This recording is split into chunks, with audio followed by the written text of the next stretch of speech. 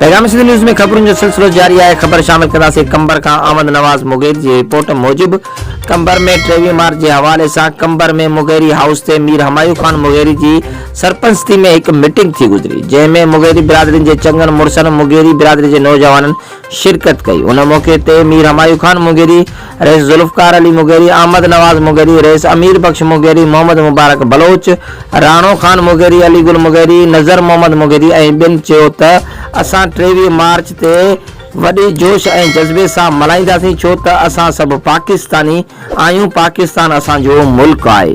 Mugeri क़ौम पाक फ़ौज सां हर वक़्तु गॾु आहे। उन मौक़े ते मीर हमायूं खान मुगेरी चयो त पंहिंजे नंढ नंढ मसइलनि खे पासे ते रखी करे सभु पाकिस्तानी आहियूं। मां पंहिंजी बिरादरी समेत सभिनी दोस्तनि खे दावत ॾियां थो त अचो गॾिजी पाकिस्तान खे मज़बूत कयूं।